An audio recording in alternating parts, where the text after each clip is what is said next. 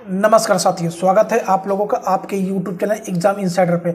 आज हम आप लोगों के लिए 30 स्ट्रेटेजी के जीएस के प्रश्न लेके आए हैं, जो कि आपके आगामी यूपी पेट में ये 30 नंबर पूछता है। उसमें आपका science 5 number economics, history, geography, संविधान, इसी तरीके मिलाकर, और उसके बाद ये क्रांति से क्वेश्चन पूछता है आपसे। तो कुल टोटल आपसे 30 पूछेगा, ठीक ना। तो इसी को देखते हुए हमने सब ये प्रश्न लिए हैं। तो चलिए शुरू करते हैं। आज का हम पहला प्रश्न है, देखिए आपसे क्या कह रहा है। उससे पहले आप लोगों से रिक्वेस्ट है कि यदि आप चैनल पर नए हैं तो प्लीज़ चैनल को सब्सक्राइब कर लीजिए दोस्तों। चलिए शुरू करते हैं। आज का पहला क्वेश्चन आपसे क्या कह रहा है, देखिए कह रहा है कि जहांगीर द्वारा किस कंपनी को सूरत में कारखाना लगाने को अधिकृत किया गया था। कंपनी आपके पास है फ्रांसीसी east India company, United east India company, पुर्तगाली ईस्ट इंडिया कंपनी और इंग्लिश ईस्ट इंडिया कंपनी। तो आपका बिल्कुल सही उत्तर क्या हो जाएगा, ऑप्शन डी बिल्कुल सही हो जाएगा। इंग्लिश ईस्ट इंडिया कंपनी आपका बिल्कुल सही उत्तर ऑप्शन डी होगा। क्वेश्चन को फिर से हम पढ़ते हैं कि जहांगीर द्वारा किस कंपनी को सूरत में कारखाना लगाने का अधिकृत किया गया था। तो जहांगीर ने कहाँ परमिशन दिया था, किस कंपनी को दिया था, इंग्लिश ईस्ट इंडिया कंपनी को। आई होप ये क्वेश्चन आपको समझ में आ गया होगा। चलिए बढ़ते हैं अगले क्वेश्चन पर। देखिए अगला क्वेश्चन आपसे क्या कह रहा है, पृथ्वीराज चौहान के विरुद्ध मोहम्मद गौरी के आक्रमण के समय कन्नौज पर निम्नलिखित में से किस वंश का शासन था।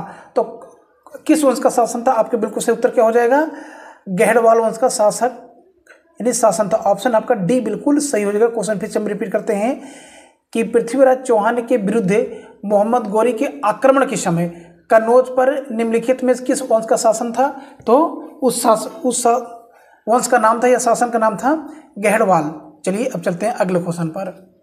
अगला क्वेश्चन देखिए आपसे क्या कह रहा है, गुप्त स्वर्ण मुद्रा कहा जाता है। गुप्त स्वर्ण मुद्रा क्या कहा जाता है, काशापड़, दिनार, निष्क, सुवर्ण। तो आपका बिल्कुल सही उत्तर क्या हो जाएगा, दिनार कहा जाता था। यानी कि गुप्तों ने जो मुद्रा चाहिए थी वो भी सोने की मुद्रा, तो उस सोने की मुद्रा को क्या कहा जाता था, तो क्या कहा जाता था, दिनार कहा जाता था। चलिए अगला क्वेश्चन देखिए आपसे क्या कह रहा है कि जैन धर्म में संलेखना से क्या तात्पर्य, यानी संलेखना का मतलब आपसे पूछा है। तो इसका अर्थ होता है उपहास द्वारा प्राण त्याग देना। ठीक, ऑप्शन बी आपका बिल्कुल सही हो जाएगा। आइए अगले क्वेश्चन पर। भारतीय पुरातत्व का जनक किसे कहा जाता है। पुरातत्व का जनक किसे कहा जाता है, तो आपको बिल्कुल सही उत्तर क्या होना चाहिए, अलेक्जेंडर कनिंघम को कहा जाता है। ऑप्शन ए आपका बिल्कुल सही हो जाएगा। अगला क्वेश्चन देखिए आपसे क्या कह रहा है, ये लगता है सुमेलित वाले क्वेश्चन है। हाँ, सत्य असत कथन इसमें आपको दिया है। 1833 के चार्टर एक्ट के समय प्रावधान थे। पूछा कि 1833 के चार्टर एक्ट में क्या क्या प्रावधान थे, वो आपसे पूछा। कुछ प्रावधान थे और कुछ प्रावधान कौन कौन से आपके हैं। तो नीचे दिए गए कूट के आधार पर सही उत्तर को चुनिए। पहला आपका जो प्रावधान था दिया है, इसने कंपनी के व्यापारिक एकाधिकार को समाप्त कर दिया। क्या बात यह सही है कि गलत, आपको ये बताना है। ठीक, तो देखिए ये बात बिल्कुल सही है कि इसने कंपनी के व्यापारिक अधिकार को समाप्त कर दिया। ये आपका कथन बिल्कुल सही है। चलिए कौन सा, 1833 के चार्टर एक्ट के कुछ जो प्रावधान थे, सिस्टम जो लागू हुए थे। दूसरा, इसने गवर्नर जनरल की परिषद में एक विधि सदस्य सम्मिलित किया। इसने गवर्नर जनरल की परिषद में एक विधि सदस्य सम्मिलित किया। ये भी बात आपकी सही है, बिल्कुल सही, ये भी बात आपकी सही है। ठीक, इसने प्रेसिडेंसियों के कानून बनाने के अधिकार को वापस लिया। बिल्कुल सही, ये भी बिल्कुल सही बात सही है। इसने फोर्ट विलियम के गवर्नर जनरल का नाम बदलकर भारत का गवर्नर कर दिया। बिल्कुल सही, बिल्कुल सही। ये चारों कथन आपके बिल्कुल सही है। इस प्रकार से जो आपको कूट में दिया है, ऑप्शन डी आपका बिल्कुल सही हो जाएगा। उम्मीद करते हैं ये प्रश्न आपको समझ में आया होगा। चलिए अगले क्वेश्चन पे आते हैं। अब हम लोग कह रहा है कि द्वितीय गोलमेज सम्मेलन 1931 में कांग्रेस के प्रतिनिधि के रूप में भाग लेने वाला नेता कौन थे। उस नेता का नाम क्या है, तो उस नेता का नाम है महात्मा गांधी, जो कि एक ही गोलमेज सम्मेलन में भाग लिए थे। वो भी कौन सा था, दूसरा था। और तीनों में भाग लेने वाले doctor B are Ambedkar ji. चलिए अगला क्वेश्चन आपसे क्या कह रहा है, अखिल भारतीय राजनीति में गांधी का पहला साहसिक कदम क्या था। असहयोग आंदोलन, रालोट एक्ट, चंपारण आंदोलन, दांडी यात्रा। तो 8 का बिल्कुल सही क्या हो जाएगा, चंपारण आंदोलन। 8 का आपके बिल्कुल सही हो जाएगा, चंपारण आंदोलन। इनका साहसिक कदम था, पहला साहसिक कदम था। आइए क्वेश्चन नंबर आते हैं अब हम लोग ये 9 पर। बंगाल का विभाजन करने वाला गवर्नर जनरल कौन था? तो उस गवर्नर जनरल क्या नाम था? Lord Curzon. ऑप्शन ए आपका बिल्कुल सही, 1905 में हुआ था बंगाल का विभाजन। अगला क्वेश्चन, 1957 में किसने इलाहाबाद को आपातकालीन मुख्यालय बनाया था? तो आपातकालीन मुख्यालय किसने बनाया था, उसे गवर्नर का नाम पूछ रहा है। तो बिल्कुल सही आपको उत्तर करना चाहिए, लॉर्ड कैनिंग ने बनाया था। कौन बनाया था? लॉर्ड कैनिंग ने बनाया था। इलाहाबाद को आपातकालीन अपना हेडक्वार्टर बनाया था। ऑप्शन ए आपका बिल्कुल सही हो जाएगा। क्वेश्चन नंबर आइए 2 पर देखिए क्या कह रहा है आपका। उच्चतम लवणता पाई जाती है, किस में पाई जाती है? मृत सागर में, लाल सागर में, महान साल्ट झील संयुक्त राज्य अमेरिका में, कि वन झील टर्की में पाया जाता है? तो आपका बिल्कुल सही उत्तर क्या होना चाहिए? वन झील टर्की में पाया जाता है। क्या उच्चतम लवणता पाई जाती है? ऑप्शन डी आपका बिल्कुल सही हो जाएगा, 11 का उत्तर। चलिए चलते हैं हम लोग अपने क्वेश्चन नंबर 12 पर। निम्नलिखित में से कौन सा कथन सही नहीं है, आपसे ये पूछा है। कौन सा कथन सही नहीं है? 12 का आपके बिल्कुल सही उत्तर क्या होना चाहिए? पूछा कि जलवाष्प से निचले वायुमंडल की अति परिवर्तित गैस है, बिल्कुल सही। ये बात सही है कि जो जलवाष्प होता है निचले वायुमंडल की अति परिवर्तित गैस होती है। फिर आपसे बोल रहा है कि अधिकतम तापमान की मेखला विषुवत रेखा के सहारे पाई जाती है। नहीं, ये बात बिल्कुल गलत है। जो कि बोला कि अधिकतम जो टेम्परेचर होता है वो मेखला विषुवत रेखा के सहारे नहीं पाई जाती है। ठीक, बाकी इसमें आपका पहली बात सही है, दूसरी बात सही है और चौथी बात सही है। तीसरी बात पढ़ देते हैं। नहीं, ये बात गलत है आपकी, तीसरी बात सही है। शीत कटिबंध उभय गोलार्ध ध्रुवी भी वृत्तों एवं ध्रुवों के बीच उपस्थित होता है। हाँ, बिल्कुल से उपस्थित होता है। जेट वायु धाराएं अत्यधिक ऊंचाई की हवाएं हैं जो धरातलीय मौसमी दशाओं को प्रभावित करती हैं। ये भी बात सही है। तो इस प्रकार से आपका ऑप्शन क्या बी बिल्कुल सही हो गया। इसमें पूछे तो कौन सा सही नहीं है, तो बी वाला नहीं से बाकी तीनों बातें सही हैं। चलिए चलते हैं अब हम लोग क्वेश्चन नंबर 13 पर। देखिए 13 आपसे क्या कह रहा है। लवणीय जल में उगने वाले पौधे कहलाते हैं, क्या कहलाते हैं? तो वो पौधे कहलाते हैं हेलोफाइट्स कहलाते हैं। ऑप्शन सी आपका बिल्कुल सही हो जाएगा। चलिए क्वेश्चन नंबर अब हम लोग आते हैं, जो कोड दिया है आपको यहाँ पर उससे मैच कराना है। पूछा कि सूची 1 का सूची 2 से सुमेलित कीजिए तथा सूचियों के नीचे दिए गए कोड से सही उत्तर को चुनिए। ठीक, मौसम के बारे में पूछ रहा है तो दिल्ली पूछ रहा है। तो आपके इसमें से अब दिल्ली दिया है, मुंबई दिया है, जोधपुर दिया, शिलांग दिया। आपके सूची 2 में क्या दिया है? आपका शुष्क दिया है, अर्ध शुष्क दिया है, उष्ण अर्ध दिया है, फिर चौथा आपका आर्द्र दिया है। तो आपका देखिए क्या हो जाएगा। दिल्ली में जो पाया जाता है आपका, ये पाया जाता है अर्ध शुष्क पाया जाता है। दिल्ली में क्या पाया जाता है, कैसा मौसम पाया जाता है? अर्ध शुष्क पाया जाता है। अब मुंबई में पाया जाता है उष्ण आर्द्र पाया जाता है, और जोधपुर में पाया जाता है शुष्क पाया जाता है। कैसे पाया जाता है? शुष्क पाया जाता है।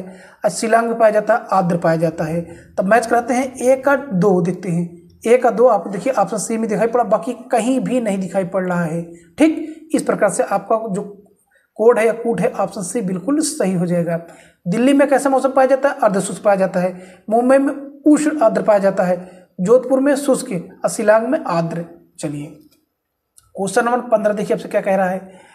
2011 की जनगणना के अंतिम होना चाहिए यहाँ पर।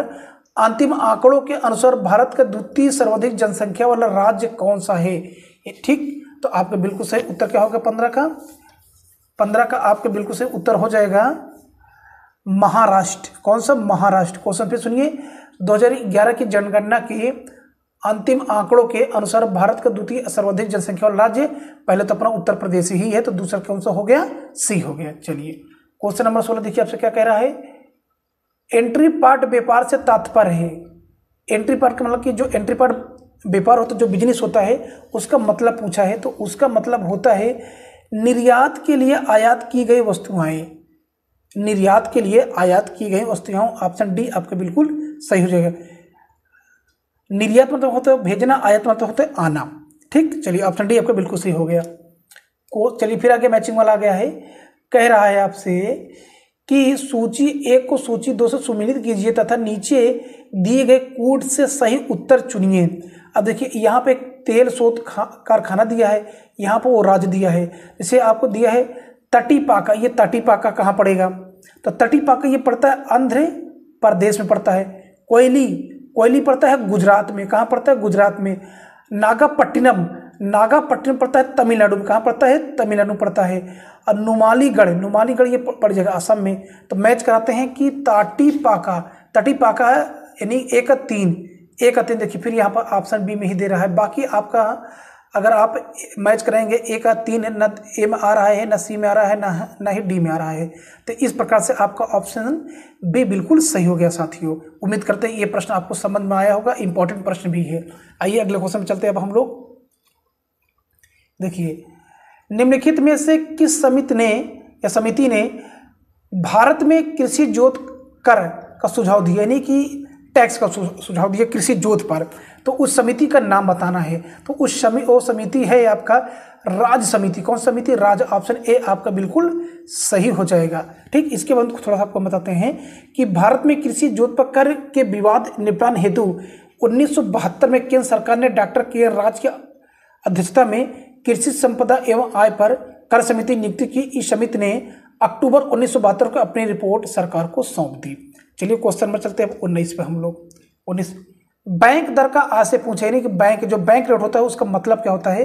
तो उसका मतलब होता है कि केंद्रीय बैंक द्वारा ली जाने वाली आधिकारिक ब्याज दर है, केंद्रीय बैंक द्वारा ली जाने वाली आधिकारिक दर। ठीक, ऑप्शन डी आपके बिल्कुल सही हो जाए। नहीं, केंद्रीय बैंक जैसे आपके हम लोगों की भारतीय रिजर्व बैंक है, उसके द्वारा लिए जाने वाला जो हम क्या लेते हैं, पैसा लेते हैं, उसके द्वारा जो हमारे ऊपर ब्याज लगाया जाता है उसी के हम क्या बोलते हैं, बैंक रेट बोलते हैं। चलिए क्वेश्चन नंबर चलते हैं 20 पर। अवमूल्यन तब अधिक कारगर होता है, अवमूल्यन पूछ रहा है कब अधिक कारगर ये हो जाता है।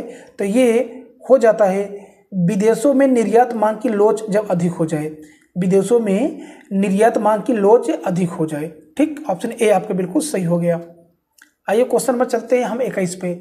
वह न्यूनतम जनसंख्या कितनी है जिसके नीचे 73वें संशोधन अधिनियम के उपबंध के अनुसार मध्यवर्ती स्तर पंचायतें गठित नहीं की जा सकती और न्यूनतम जनसंख्या कितनी है, यानी कि कम उतनी जनसंख्या होनी चाहिए तभी वहाँ जाके एक पंचायत का गठन होगा।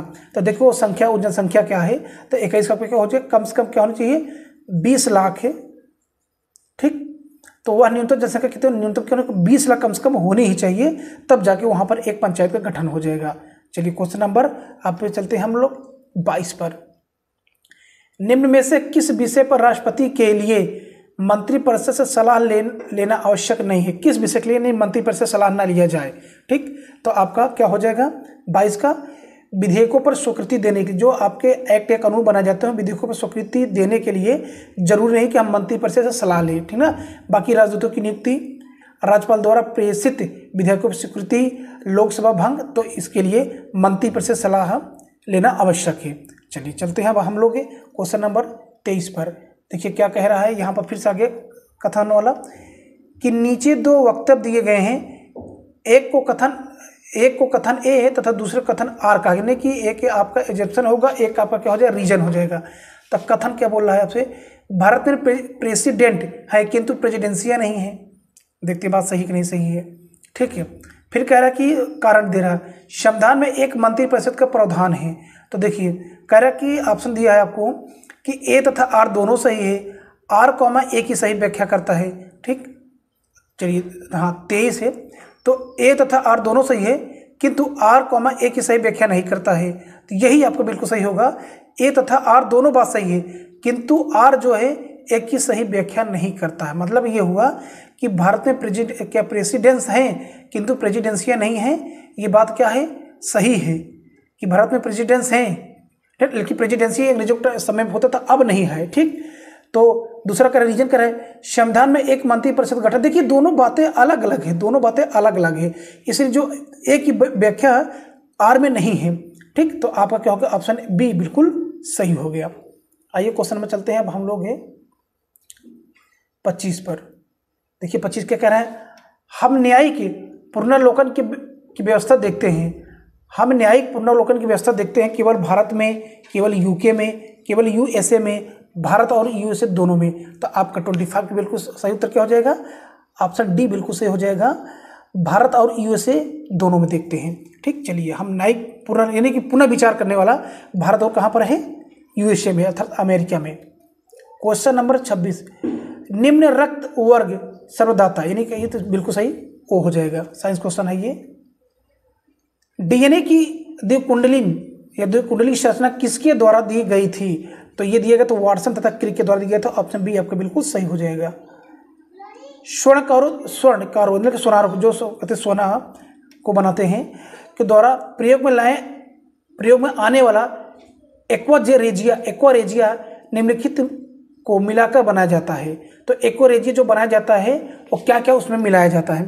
ठीक, तो 28 का आपका क्या हो जाएगा? उसमें नाइट्रिक अम्ल तथा हाइड्रोक्लोरिक अम्ल मिलाया जाता है। नाइट्रिक अम्ल तथा हाइड्रोक्लोरिक अम्ल ऑप्शन है आपका बी बिल्कुल सही हो जाएगा। आइए क्वेश्चन नंबर चलते हैं अब हम लोग 29 पर। प्रत्यावर्ती विद्युत धारा को अदिश विद्युत धारा में परिवर्तित किया जा सकता है, किसके द्वारा किया जा सकता है? तो ये किया जा सकता है रेक्टिफायर के द्वारा। किसके द्वारा? रेक्टिफायर के द्वारा हमें प्रत्यावर्ती विद्युत धारा को दिश धारा में बदल सकते हैं। प्रत्यावर्ती धारा को दिश धारा में परिवर्तित करने के लिए रेक्टिफायर प्रयोग होता है। क्या प्रयोग होता है? रेक्टिफायर। ऑप्शन डी आपको बिल्कुल सही। ठीक, चलिए क्वेश्चन नंबर चलते हैं लास्ट 30 पे। देखिए क्या पूछ रहा है। पायर हीलियोमीटर का प्रयोग निम्न में से किसे नापने के लिए किया जाता है? किसे नापने के लिए किया जाता है? इंपॉर्टेंट क्वेश्चन है, साइंस का क्वेश्चन है, तो आपका बिल्कुल सही क्या हो जाएगा? 30 का हो जाएगा। सोलर रेडिएशन को मापने के लिए हमें क्या करते हैं? पायर हीलियोमीटर का प्रयोग करते हैं। ऑप्शन बी आपका बिल्कुल सही हो जाएगा। तो इस प्रकार से हमने आप लोगों को 30 स्टैटिक जीके के प्रश्न आज अटेम्प्ट करा दिए हैं। तो साथियों बस ये रिक्वेस्ट है कि यदि आपको पसंद आया हो तो प्लीज़ चैनल को लाइक कीजिए और चैनल को सब्सक्राइब कीजिए। वीडियो को लाइक कीजिए, चैनल को सब्सक्राइब कीजिए। And thank you so for watching my video and जय हिंद।